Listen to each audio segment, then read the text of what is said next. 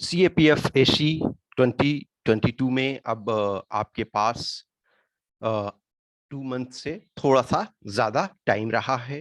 अभी भी बहुत सारे कैंडिडेट हैं ऐसे जिनको ये शुरुआत करना किसी भी, आइदर वो एसे हो, आर्गुमेंट हो या रिपोर्ट हो, उसकी शुरुआत कैसे करें। और तब प्रॉब्लम ज्यादा होता है जब टॉपिक सही से समझ में नहीं आ रहा हो। तो ऐसे बहुत सारे कैंडिडेट हैं जिनको लगता है कि ये टॉपिक हमें समझ में बहुत बार एग्जाम में नहीं आता है, रियल एग्जाम में टॉपिक समझ में नहीं आता है, फिर हम उसको कैसे शुरुआत करें। ये सबसे बड़ी डिफिकल्टी हर कैंडिडेट के सामने वंस और सम टाइम ये होता है कि किसी चीज को हम शुरुआत कैसे करें। इसका प्रॉब्लम क्या है? प्रॉब्लम ये होता है कि कभी रियल टाइम में प्रॉपर तरीका से प्रैक्टिस नहीं की है। ए लॉट ऑफ कैंडिडेट हैं जो ग्रेजुएशन कर चुके हुए होते हैं, पोस्ट ग्रेजुएशन कर रहे होते हैं या पोस्ट ग्रेजुएशन किए हुए होते हैं, लेकिन उनके साथ भी प्रॉब्लम क्या होता है कि कभी भी एकेडमिक को उस सीरियसनेस में नहीं लिए। ए लॉट ऑफ यूनिवर्सिटीज हैं, ए लॉट ऑफ कॉलेजेज हैं जहां मार्क्स जो है प्रॉपर चेक करके नहीं दिया जाता है। This is true. वहाँ क्या है, हाँ चलो कैंडिडेट ने लिखा है तो अकेडमिकली उतना लेवल से चेक नहीं किया जाता है कि ये प्रॉपर तरीका से स्टेप बाय चेक किया, हाँ ये कंपोनेंट इतना है तो इसमें हमने इतना मार्क्स दिया। अब उसके कारण क्या हो जाता है कि कैंडिडेट सीरियसनेस डेवलप नहीं करते हैं। अब किसी भी चीज को लिखते हो, जब मार्क्स मिलता है, मार्क्स को प्रॉपर एनालिसिस करते हो, तब आपको पता चलता है कि यस ये यहाँ हमें प्रॉब्लम है। तो बहुत बार आपके पास प्रॉब्लम होते हैं कि हम टॉपिक ही नहीं समझ पा रहे हैं, कोई भी दिया हुआ है। अब एग्जाम हॉल में आप पहुंच गए हो, आपको टॉपिक मिल गया है। अब वहां तो आप किसी से नहीं पूछोगे ना कि इस टॉपिक में क्या लिखना कह रहा है। यदि आप अभी टेस्ट देते हो तो आपको ये पूछ सकते हो बाद में, या जब आप फीडबैक प्राप्त करते हो तो आप देख सकते हो कि एक्चुअल में क्वेश्चन ये पूछा गया था और हमने लिखा ये। तो इसमें कुछ थंब रूल हैं कि यदि आपको चीजें प्रॉपर समझ में नहीं आ रही है तो क्या करना चाहिए, किस ढंग से करना चाहिए। अब कुछ ऐसी टॉपिक्स हैं, मान के चलो आर्गुमेंट राइटिंग यदि है। अब आर्गुमेंट राइटिंग सपोज है या रिपोर्ट राइटिंग है। अब इंग्लिश में मान के चलो दिया हुआ, आप हिंदी मीडियम के से हो, अब आपको वो लैंग्वेज ही समझ में नहीं आ रहा तो उसमें तो कोई कुछ नहीं कर सकता है, उसमें आपके लिए वो मुश्किल होता है। लेकिन इन जनरल यदि है कि टॉपिक आपको थोड़ा समझ में नहीं आ रहा है तो क्या करना है। एक चीज ध्यान रखो कि ऐसे जो है, ऐसे में आपको हिंदी और इंग्लिश दोनों में दिया हुआ रहता है। तो यदि इंग्लिश वाला कंपोनेंट समझ में नहीं आ रहा तो हिंदी में देखो, यदि आप हिंदी मीडियम के हो तो। अब जो फुली इंग्लिश मीडियम के ही हैं, अब फॉर एग्जांपल जस्ट टेक कि some people are from South India, some people are from North East, तो they are properly not able to understand Hindi, and also there are people who are not able to properly understand English. At that time they reach big problem. तो ये होता है कि एक वो अपना जो लोकल रीजनल लैंग्वेज है उनका अपना लैंग्वेज है, जो जिसको मदर टंग कहते हैं वो जानते हैं, और दूसरा इंग्लिश जानते हैं। तो आइदर पेपर हिंदी और इंग्लिश ऐसे में रहेगा, बाकी सारी चीज तो इंग्लिश में ही रहेगा। तो समटाइम डिफिकल्टी आती है। लेकिन जो कुछ बेसिक रूल्स हैं उसको क्या ध्यान रखना है कि एक तो सबसे पहले देखने का कोशिश करो कि purpose behind asking the topic. कोई भी टॉपिक पूछा गया है तो उसके कुछ पर्पज होंगे, कुछ आपके उसके कारण है। कारण का ये मतलब नहीं है कि वो आपसे सॉल्यूशन चाहते हैं कि ये प्रॉब्लम यदि है। अब फॉर एग्जांपल दिल्ली में ऑक्सीजन सिलेंडर क्राइसिस हुआ, तो ऐसा नहीं है कि वो चाहते हैं कि आप नेक्स्ट प्रॉब्लम हो तो कैसे उस क्राइसिस को दूर किया जा सके, नहीं, उस मकसद से नहीं। आपसे पूछा इस वजह से जाता है कि आप क्या अवेयर हैं या नहीं। ऑक्सीजन सिलेंडर क्राइसिस हुआ तो हो सकता है आप डायरेक्ट इन्वॉल्व उसमें ना हो। In the sense direct involve का मतलब है कि डायरेक्ट आपने प्रॉब्लम फेस ना किया हुआ हो, आपके कोई रिलेटिव नियर डियर फ्रेंड्स ने प्रॉब्लम फेस ना किया हुआ हो। लेकिन वो एक दिन की तो ऐसी घटना नहीं हुई कि एक दिन 20 मिनट के लिए ऑक्सीजन सिलेंडर क्राइसिस हुई और उस बीच 20 मिनट में आप अवेयर थे या नहीं। नहीं, ये आपका लंबे समय से तक चला। सेकेंड जब कोविड वेव आया, यानी कि जो देखा जाए अप्रैल, मई, जून लास्ट ईयर 21 में, तो उसमें बहुत सारे लोग इधर से उधर ऑक्सीजन सिलेंडर के लिए भाग रहे थे, उन्हें ऑक्सीजन सिलेंडर नहीं मिल रहा था। बहुत सारे देखोगे कि कंपनी, प्राइवेट सेक्टर, एनजीओ जिनको जितना हो सकता था वो हेल्प कर रहे थे। तो ये एक बहुत बड़ा प्रॉब्लम था। तो उस प्रॉब्लम को के पीछे अब मान के चलो एग्जैक्ट आपको डेटा नहीं पता है, एग्जैक्ट चीजें पता नहीं है, लेकिन बेसिक्स तो आप उसमें से लिख सकते हो। तो कहीं भी जानो कि purpose behind asking the question, कि कोई क्वेश्चन पूछा जा रहा है तो देयर इज सम पर्पज, उसका कुछ उद्देश्य है कि चीजें इतनी लंबे समय तक चली। अब कोई चीज, कोई टॉपिक है कि उसके कोई डेफिनेशन होते हैं, बेसिक्स। तो आप पर्पज उसके या तो समझ गए कि क्यों वो टॉपिक पूछा गया है, उससे संबंधित कुछ चीजें तो चल रही है देश में, कुछ चीजें हमारे क्षेत्र में चल रही है, या कुछ उसका इंपॉर्टेंस है, social importance, economic importance, science and technological importance, legal importance, या फिर इनोवेशन या समथिंग, एनीथिंग हैविंग इंपॉर्टेंस। तो एक वो, और दूसरा किसी चीज का डेफिनेशन यदि आप समझ रहे हो तो पर्पज समझ रहे हो, और डेफिनेशन यदि यदि पर्पज समझ नहीं रहे हो तो डेफिनेशन मान के चलो किसी चीज का समझ रहे हो। अब थोड़ी देर के लिए मान के चलो कि हाइपरसोनिक वेपन सिस्टम यदि आता है, तो एक सिंपल सोचो कि किसी चीज को देखो, एक होता है सब, मान के चलो हाइपरसोनिक है, सबसे पहले होता है सबसोनिक। सब सब किसी चीज में लगता है, जैसे sub division, sub inspector, okay. तो सब लग गया, इसका मतलब इससे कम है। तो सोनिक का मतलब होता है जो साउंड का स्पीड है एयर में, वो तो वो है सोनिक। सब सोनिक इसका मतलब है साउंड से कम। अब सुपर, कोई भी है सुपर है, तो सुपर है तो उससे ऊपर होगा, सुपर मतलब ऊपर। तो सब सोनिक आपका कम हुआ साउंड से, सुपर सोनिक मान के चलो कि इससे ऊपर हुआ, यानी 1 मैक से 5 मैक, यानी कि जो स्पीड है साउंड का एयर में, वो उसको हम 1 यूनिट माने, तो 1 से 5, यानी कि साउंड ऑफ जो ये स्पीड ऑफ साउंड है वो एयर में जो उससे, उसके उससे थोड़ा अधिक, या अप टू 5 टाइम्स, तो उसको सुपरसोनिक कहते हैं। अब 5 से अधिक हो गया तो हाइपरसोनिक कहते हैं। अब इतना डेफिनेशन भी यदि पता हो गया तो आप यहां से स्टार्ट कर सकते हैं। तो एक डेफिनेशन, दूसरा है क्लासिफिकेशन। क्लासिफिकेशन, अब मान के चलो कि क्लासिफिकेशन यदि किसी चीज का पता है, अब फॉर एग्जांपल इंफ्रास्ट्रक्चर, अब infrastructure is a win win situation for every sector of society और every sector of economy, or infrastructure is a win-win situation for entire country, or infrastructure is generating more than what the input is put। तो आपके पास अब classification कर सकते हो, infrastructure क्या है, जो बुनियादी ढांचा जिसको कहते हैं। तो बुनियादी ढांचा क्या है, एक फिजिकल इंफ्रास्ट्रक्चर के तौर पे आप इसको कर सकते हो। एक आपका जो physical infrastructure in the sense road, railway. अब जस्ट सोचो, अमेरिका में 30+ यानी 32.5 करोड़ सपोज पॉपुलेशन है, 20,000 एयरपोर्ट है। बहुत आपके छोटे छोटे कंट्री हैं जिसमें इंडिया से मल्टीपल टाइम्स एयरपोर्ट हैं। इवन इंडोनेशिया मान के चलो, हमारे कहीं ना कहीं जो मेरी टाइम नेबर हैं, तो उसमें हमसे बहुत ज्यादा एयरपोर्ट्स हैं। बोलीविया, अर्जेंटीना, ये सब कंट्री में हमसे 10 टाइम्स 15 टाइम्स एयरपोर्ट्स हैं। अब सोचो अमेरिका में 20,000 एयरपोर्ट है, ब्राजील में 10+ थाउजेंड एयरपोर्ट्स हैं, 10+ या समथिंग 6,000 एयरपोर्ट्स हैं। तो इंफ्रास्ट्रक्चर से दिया तो क्लासिफिकेशन पहले कर सकते हो, physical infrastructure, social infrastructure. Physical, भौतिक, आप उसको समझ सकते हो कि भौतिक में क्या आता है।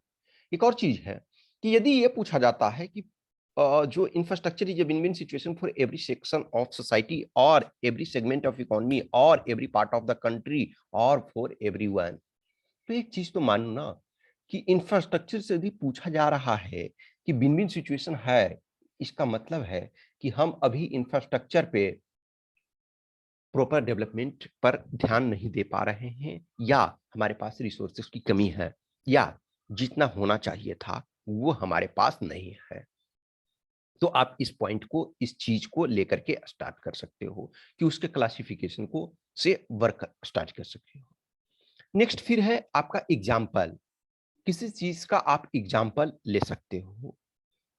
कोई भी घटना हुई, अब मान के चलो कि मेडिसिन या वैक्सीन के बारे में आ जाए यदि, कि vaccination is the most efficient way to prevent any pandemic epidemic whatsoever. तो वैक्सीनेशन क्या है कि वो पेंडेमिक इपिडेमिक को रोकने का सबसे अच्छा तरीका है। अब यदि ये प्रश्न आ जाता है, चाहे अभी हम फिलहाल ये मान करके चल रहे हैं, आइदर वो रिपोर्ट में आए, आपके आर्गुमेंट में आए, या आपके ऐसे में आए, किसी भी चीज में आए, तो उसको आप ये कर सकते हो। अब वैक्सीनेशन की जहां बात आती है, तो कुछ चीजों को क्या है, आप बेस्ट वे आप ये ले सकते हो, जो पोलियो वैक्सीन।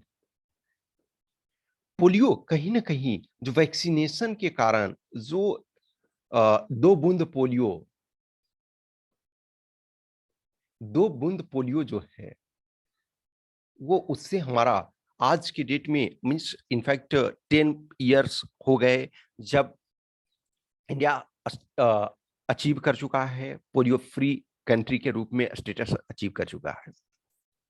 फिर आप हेपेटाइटिस वगैरह देखो, स्मॉल पॉक्स वगैरह देखो, तो बहुत सारी डिजीजेज जो हैं हम उसको हटा चुके हैं। और अभी कोविड-19 वैक्सीनेशन देखो, तो जो कंट्री, फॉर एग्जांपल कुछ कंट्री ने वैक्सीनेशन पे ध्यान नहीं दिया प्रॉपर तरीका से, तो वो कंट्री में प्रॉब्लम फिर से अभी भी बढ़ रहा है। इनफैक्ट देखोगे कि इंडिया में भी फिर से थोड़ा केसेस बढ़ रहे हैं। इनफैक्ट इसको फोर्थ वेव कह सकते हैं, कि अभी हम वेव नहीं कर सकते हैं, लेकिन हाँ, कुछ-कुछ केसेस आ रहे हैं कुछ जगह से, जैसे दिल्ली, आपके हरियाणा, ये सब में अच्छा खासा, महाराष्ट्र में केसेस आ रहे हैं। तो आप वैक्सीनेशन वगैरह है, तो आप एग्जाम्पल के तौर पे लिख सकते हो। फिर नेक्स्ट है कोटेशन से स्टार्ट कर सकते हो। तो किसी चीज में रिलेटेड चीजों में कोटेशन है, चाहे वो महात्मा गांधी का हो, चाहे अल्बर्ट आइंस्टाइन का हो, चाहे नेल्सन मंडेला का हो, चाहे एपीजे अब्दुल कलाम का हो, चाहे दलाई लामा का हो, या भीमराव अंबेडकर का हो, जवाहरलाल नेहरू का हो, या रोमेन रोलांड का हो, विवेकानंद का हो, दयानंद सरस्वती का हो, राजा राम मोहन राय का हो, किसी का भी कोटेशन क्या आपको पता है? कोई भी उस टॉपिक से संबंधित यदि कोटेशन पता है, तो आप उससे लिख सकते हो। या उस संबंध में कोई कमिटी गठित किया गया, अब मान के चलो पुबर्टी पे है, तो पुबर्टी पे यदि कोई टॉपिक रिलेटेड आता है, तो आप उससे संबंधित यदि ऐसा लगता है, तो आप रिपोर्ट से किसी कमिटी से कर सकते हो। वो सारी चीजों के पॉइंट ऑफ व्यू से करो। तो यदि आप कुछ भी नहीं जानते हो, तो ये तरीका है कि पर्पज पहले समझने की कोशिश करो। कोई यदि कोई डेफिनेशन है, उसको समझने की कोशिश करो कि यस, कोई डेफिनेशन यदि है, तो हम उस डेफिनेशन से चीजों को स्टार्ट कर सकते हैं। क्या हमारे पास क्लासिफिकेशन है, उसको रिवीजन करने का है? क्या कोई हमारे पास एग्जाम्पल्स है उस चीज के लिए? क्या कोई कोटेशन है, कोई रिपोर्ट है, कोई फाइंडिंग्स है? किसी भी चीज में कोई ऐसा हुआ है, कोई घटना हुआ है जिसके बारे में हम जानते हैं, या हमने उससे संबंधित कोई स्टोरी पढ़ा हो? अब फॉर एग्जाम्पल गरीबी, जातिवाद, जो आपके वीमेन इशू पे है, तो क्या आपने कोई शॉर्ट स्टोरी पढ़ी, कोई नोवेल पढ़ा, कोई बुक में बचपन में 6-7 क्लास में या कुछ में, या कोई पोयम पढ़ा? तो इन चीज़ों से भी कर सकते हो कि कभी किसी ने मान के चलो कि होता है कि 6 क्लास में हमने कोई चीज़ पढ़ा, या फिर उसमें से कोई भी आपका जो सपोज़ कोई महाभारत था, रामायण, या जो आपका कुरान का कोई आयत, या कुछ कहीं भी, या फिर कोई महान पर्सन है जैसे सोक्रेट्स, अरस्तू, बुद्धा, महावीर, क्या इनके कोई ऐसे कथन हैं, वाक्य हैं, कुछ ऐसी चीजें हैं, तो आप उससे स्टार्ट कर सकते हो। इन नंबर ऑफ तरीका है। जरूरत सबसे पहले इस बात का है कि आप एक फियर फैक्टर हटा दो। फॉर एग्जाम्पल अब जैसे टेस्ट वगैरह होता है, तो मैं इंडिविजुअल जो भी कैंडिडेट होते हैं, तो मैं उनको टॉपिक ये बताता हूँ, एक्सप्लेन करता हूँ कि हाँ, ये टॉपिक में एक्चुअल में ये पूछ रहा है। तो आपको उस पॉइंट ऑफ व्यू से चीज़ों को समझना है। आपको उस पॉइंट ऑफ व्यू से चीज़ों को करना है कि हमें ये अवेयरनेस चाहिए, हमें ये चाहिए, ये टॉपिक पूछ रहा है, तो हम इसको इस डायरेक्शन में लेकर के मूव कर सकते हैं। कहीं भी आपके पास छोड़ने का विकल्प नहीं है, आपको पास करने का विकल्प है। कहीं भी चीज़ों को ऐसा नहीं है कि आप 100% प्रिपेयर करके जाओगे। एक अंडरस्टैंडिंग माइंड है, तो वो चीज़ों को कर सकता है। Believe me, a lot of candidate हर कोई ईयर होते हैं जिनको एग्जैक्ट आइडिया नहीं होता है कि रिपोर्ट में क्या लिखना है, एग्जैक्ट आइडिया नहीं होता है कि आर्गुमेंट में हमको क्या लिखना है, फिर भी वो सिलेक्शन लेते हैं। इसका कारण क्या है कि वो बेसिक अंडरस्टैंडिंग उनके पास है। अब थोड़ी देर के लिए मानो कोई सीएससी का प्रिपरेशन कर रहे हैं, कभी उन्होंने असिस्टेंट कमांडेंट को सीरियसनेस में नहीं लिया, या कोई स्टूडेंट पीसीएस मेंस वेंस लिखे हुए स्टेट पीसीएस का, और उसने कभी भी जो इसकी तैयारी है असिस्टेंट कमांडेंट का सीरियसनेस में नहीं लिया, और वो जाता है वहाँ एग्जाम हॉल में और रिपोर्ट आर्गुमेंट को पहली बार देखता है, प्रेसी को पहली बार मान के चलो देखता है, लेकिन उसको सही से लिख लेता है। क्यों? क्योंकि बेसिक अंडरस्टैंडिंग उसके पास है। मैं खुद जब पहली बार गया 2012 वाले में, तो मुझे बहुत सारी चीज़ें पता ही नहीं थी। इस वजह से मेरी कुछ-कुछ चीज़ें छूट गई थी। इनफैक्ट मैं 170 मार्क्स का ही कर पाया था। एनीवे मुझे 80 मार्क्स मिल गए थे 170 का करने के बावजूद भी, और उस समय मार्क्स एक्चुअली रिलेटिवली कम मिला करते थे। तो ठीक है, that's fine. I was not aware about कि प्रेषी को किस ढंग से लिखे। हाँ, जैसे भी था ये एटलीस्ट लिखा था कि बॉक्स में लिखना है, समरी करना है। ठीक है, कर दिया हमने कि 1/3 के आस-पास में, पूरे कंप्लीट नहीं कर पाया लेकिन एटलीस्ट कुछ कर दिया। आर्गुमेंट में प्रॉपर हमको पता नहीं था कि क्या एक्चुअली किस ढंग से चीज़ों को करना है। ये इतना पता था कि ठीक है, किसी चीज़ को बचपन में हमने 10th क्लास में ये पढ़ना था कि किसी चीज़ की विशेषता या किसी के गुण और दोष लिखें। तो गुण है तो ऑब्वियसली गुण लिखेंगे, दोष है उसके अपोजिट में उसके लिखेंगे। तो इतनी बेसिक अंडरस्टैंडिंग, कॉमन अंडरस्टैंडिंग हमारे पास होती है, तो हम उस चीज़ को प्रोसीड कर सकते हैं। सबसे प्रॉब्लम ये होता है कि हम शुरुआत नहीं करते हैं। कुछ कैंडिडेट मैं जानता हूँ कि कोई टॉपिक मैं देता हूँ, तुरंत लिख देते हैं। कुछ भी दिया, भले हो सकता है कि वो उनका अप्रोच 100% सही नहीं हो, शायद वो टॉपिक को प्रॉपर समझ नहीं पाते हैं, लेकिन वो लिखते हैं। तो वो कैंडिडेट के क्वालीफाई करने की ज़्यादा संभावना होती है कि आप एटलीस्ट कुछ भी है, आप अटेम्प्ट करो, उस पे ट्राई करो, कोशिश करो। हो सकता है थोड़ा-सा गलत होगा, लेकिन यदि आप एग्ज़ाम से पहले अवेयर होते हो, तो उस चीज़ को सुधार किया जा सकता है। लेकिन एग्ज़ाम हॉल में तो आपको कोई बताने वाला नहीं होगा। अब फॉर एग्ज़ाम्पल हम इस टेस्ट का देखते हैं जो 21 में आपसे पूछा गया था। तो 21 में जो ये टॉपिक ये पूछा गया था, बहुत सारे टॉपिक्स के ऑलरेडी हमने आपको ये टॉपिक बताया हुआ है। फॉर एग्जांपल देखोगे कि ये दोनों टॉपिक ये उस कैंडिडेट के द्वारा लिखा हुआ मैंने आपको ऐसे प्रोवाइड कराया हुआ है वीडियो के फॉर्म में। इनफैक्ट उसके मैंने फिर पीडीएफ भी प्रोवाइड करा दिए थे कि जो यानी कि 2 टाइम्स सीएपीएफ का रिटन क्वालीफाई हैं, सीएससी का मेंस भी दिया है उन्होंने। ठीक-ठाक कंडीशन में है। ऑब्वियसली 20 वाले में कुछ मार्क्स से वो फाइनल सिलेक्शन ना हो पाए, क्योंकि पेपर 2 में नो डाउट अच्छे कैंडिडेट होने के बाद भी मैं समझता हूँ कि जिस स्टैंडर्ड में वो 90 प्लस मार्क्स लाए, लेकिन पेपर 1 में भी थोड़ा कम था, और पेपर 2 में भी इनका लेवल के अनुसार 100 प्लस आना चाहिए था, बट 90 प्लस आया। शायद 6-7 मार्क्स और होना चाहिए था पेपर कम से कम 2 में भी, पेपर 1 में भी होना चाहिए था, और इंटरव्यू में भी इन्हें 10 मार्क्स और मिलना चाहिए था। तो कुल मिलाकर के 8 मार्क्स से सपोज़ सिलेक्शन ना हुआ। बट 21 में सिलेक्शन हो जाएगा, तो मैंने इनका दिखाया। तो ऐसे-ऐसे और हैं कुछ आर्गुमेंट भी मैंने दिखाया हुआ है, रिपोर्ट भी दिखाया हुआ है। तो चीज़ों को उनको देखो, समझो, उन कैंडिडेट्स के द्वारा लिखा हुआ मैंने दिखाया है आपको। उसका जो लिंक है इस वीडियो के डिस्क्रिप्शन बॉक्स में मैं दे दूँगा, आप उनको देखोगे। तो कहीं भी चीज़ों को जो चल रहा है उसको देखो, समझो, करो। अब मान के चलो कि पहला है कि Chinese economic policy in country bordering India. अब एक चीज़ आप एग्ज़ैक्ट चाइनीज़ इकोनॉमिक पॉलिसी नहीं जानते हो फॉर एग्ज़ाम्पल, लेकिन इंडिया का बॉर्डरिंग कंट्री कौन-कौन है? तो ये तो जानते हो कि Chinese economic policy in countries bordering India. तो इंडिया के बॉर्डर में कौन-कौन से हैं? नेपाल है, भूटान है, बांग्लादेश है, श्रीलंका है, पाकिस्तान है, मालदीव्स है। मान के चलो ये कंट्री हमारे, ये म्यांमार है, ये नज़दीक है। अब पूरा नहीं जान रहे हो, लेकिन ये जान रहे हो ना, belt and road initiatives, string of pearl policy, debt trap diplomacy, तो ये तीन ही जान रहे हो। इस 3 पे 3000 शब्द लिखा जा सकता है।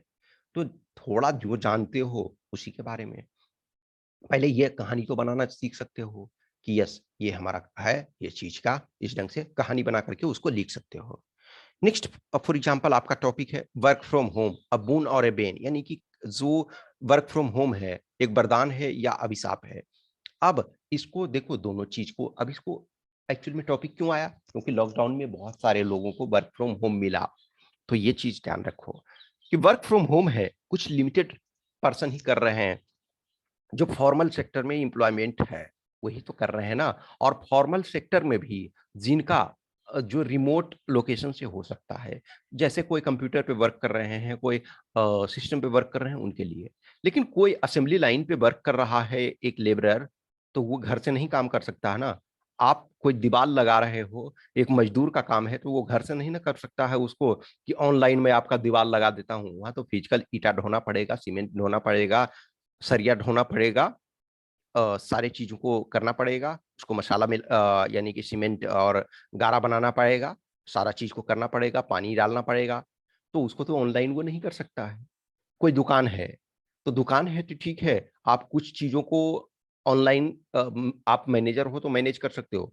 लेकिन जो डिलीवरी बॉय है या जो डायरेक्ट दुकान में शॉपकीपर बैठा हुआ है, वो तो ऑनलाइन चीज़ों को सब चीज़ नहीं कर सकता है ना कि वो घर में बैठ करके सामान यहाँ से वहाँ नहीं, उसको तो जाना पड़ेगा, फिजिकल रूप से पैक करना पड़ेगा किसी न किसी को सामान।